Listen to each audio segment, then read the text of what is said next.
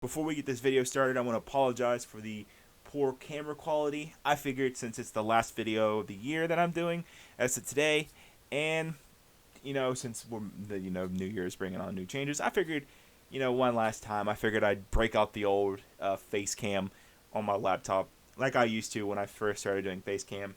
And you're sitting there wondering what I'm doing here. If you can't read up there, it's another take 10 hot take video.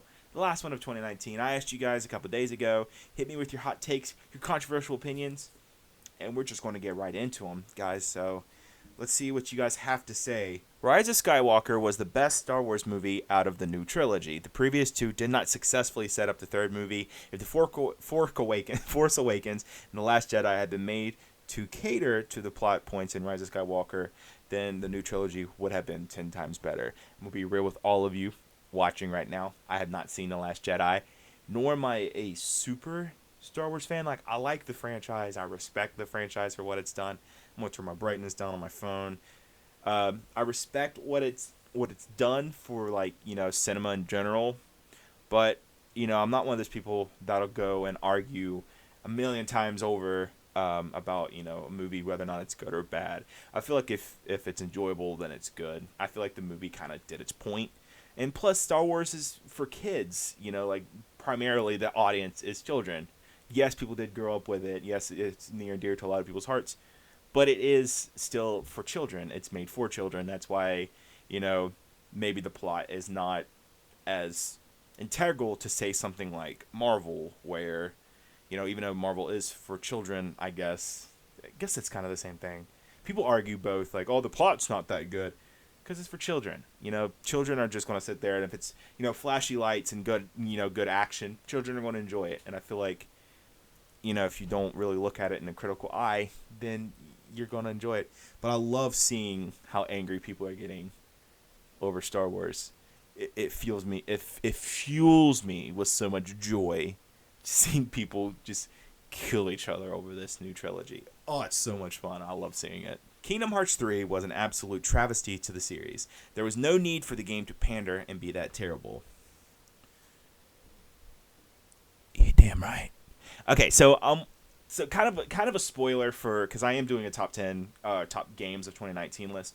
Kingdom Hearts 3 overhyped. You guys know the whole story. It was hyped for years to come. Then it came out. Do I think it was a bad game? No, I really don't. I don't think it was a terrible game. I think it was still fun. You still got Kingdom Hearts. You got the cheesiness. You got the corniness. You got all the stuff that made it Kingdom Hearts. What was disappointing to me was that a game that came out 10 years ago, Kingdom Hearts 2, I think, I don't know the math, like 13, a game that came out, X amount of years ago, over a decade ago, had more content, had more depth to everything than a game that came out in 2019. And I guess you can say that was because there's a lot of reasons that can go behind it, whether it be they just don't want to do the series anymore, hype killed it, whatever. I feel like there's still a lot more you can do with it. And like he said, there was a lot of pandering, especially in that godforsaken Frozen level. Like, that was just terrible altogether. But do I think it was a bad game? Is it a bad game? No. Was it a colossal disappointment? Absolutely. After playing the remaster, Crash Team Racing is in fact still better than Mario Kart.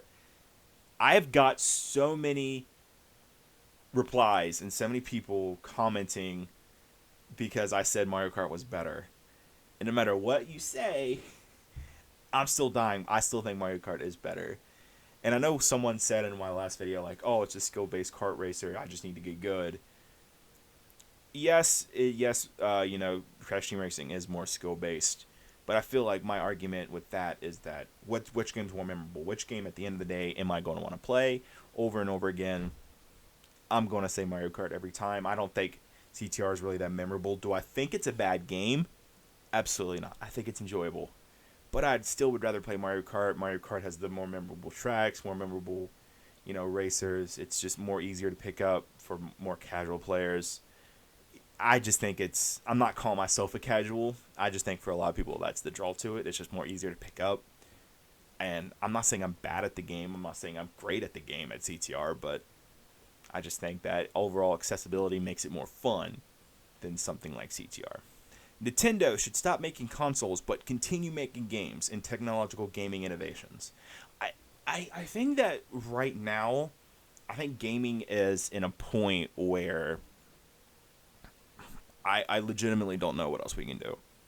And that includes all around. Like, with the PS4, now they're coming with PS5, Xbox, Project Scarlet, which is just called Xbox or Xbox Series X, whichever you want to call it, that PC monitor, whatever you want to call it. I don't think there's much more traditional gaming can do, like at-home consoles. I think now what they really need to do is focus more on VR and kind of just making that more stable and more affordable and more accessible to the public. I think then VR would kind of take off because you would get the overall support of, the community as a whole. Because right now VR is as much as people want to play it, it's very niche because people can't afford it, but people can afford an at-home game console. And I know game companies are trying to do that, like with the PSVR, and I think Oculus came out with the Quest, which is like a cheaper version, which is a lot of fun. I played it. But I think I kind of agree. I think maybe Nintendo probably can do with one or two more consoles, maybe focus more on the mobile market and kind of just let Sony and Xbox kind of just duke it out to see who's going to come on top on the next generation. But I don't think they should stop making consoles yet. I think they can improve on the technology they have, but there's not going to be a next evolution as drastic as like the Wii U to the Switch is, or like PS4 to PS5. I don't think that the changes will be that drastic. So if they really wanted to, they can probably stop right now and just at the PS5 and the Xbox and just call it quits. But they're not. They're going to keep innovating, and I really hope to see what they come out with. Kind of harking back to the whole Star Wars thing, I don't know why everyone hates on the Star Wars movies. It hates on the Star. Do people hate on Star Wars? In my opinion, they're all good. Prequels, new. Oh, people just need to stop complaining and enjoying the dang movies. I think depending on when you grew up and what you grew up with, I think that kind of determines whether or not you like certain movies. Because I think the prequels, I think they're so beloved is because, people grew up with them, obviously. But it was so revolutionary. It was so groundbreaking. And in a way, with the budget they had back then, it was like small change to now. So they do a lot with a little. And that was still impressive. Because it was still like kind of new thing was like Star Wars. In the prequel trilogy came out, Disney has not had its hands on it yet. I guess I said that properly. So they were still trying to, be revolutionary and groundbreaking and kind of bring backstory to everything that was in the original trilogy. My phone is ringing. So yeah, they try to do everything, like they try to bring backstory to the original trilogy, which was a lot of talking, which was a lot of like, oh, here's how Palpatine became evil. Here's how Anakin became Darth Skywalker. Darth Vader. Here's how Obi-Wan, did all of that. So they try to do backstory, and they try to basically give context to everything that they talked about in the original trilogy. For some people that worked, for some people that didn't. There was a lot of things they could have done better, but there's a lot of things, were perfectly fine as what they were given. Now, the sequel trilogy, I don't understand most of the hate that most of it gets. Like, I would understand if it was, like, a terrible movie. Like, right, I can see kind of why people don't like The Phantom Menace and The Clone Wars, right? I kind of can see it, because it's like, yeah, the dialogue is cringy, and some of the, scenes don't make sense in the grand scheme of things, but most of the part, like, action's on point. People love seeing the final fight in the third one on Mustafar. I think I said that right. You better give me a like just based on the fact I named that planet right. If I didn't, that's going to be really embarrassing. But the new sequel trilogy, I think people are just kind of grasping at straws. And like I said, I haven't seen The Last Jedi, but basically all my friends have, and they won't shut up about not liking it. So they're trying to explain it to me, and they're like, oh, when, spoiler alert, like, oh, when Luke, when Kylo Ren was going to blow him up with the AT-AT, he was dodging it and doing this badass stuff, and he wasn't there. How stupid was that? Like, he was on another planet. To me, I was like, that's badass as fuck. that just proves how powerful he is. And he sacrificed himself to save everyone. Like, that's badass. I don't know why people hate that. I don't know why people hate half the characters in the new prequel, like the sequel trilogy. Like they hated this one woman, I can't think of her name, to the point of where she deleted her social media account. Like, fuck y'all, that's horrible. Just because you're little children man babies, you cannot blame an actress for something the director did. I don't understand that. Like, you guys bully this one person when collectively everyone messed up, and I probably don't even think it would be that bad. That's just that's my hot take. Y'all just need to stop being whiny man babies about everything. I'm just saying. Don't hate me. My opinion. 3DS could have been implemented with the Switch, like the Wii U for controllers, etc. #RIP. The 3DS, even though there's a new horror game that looks pretty sick for it.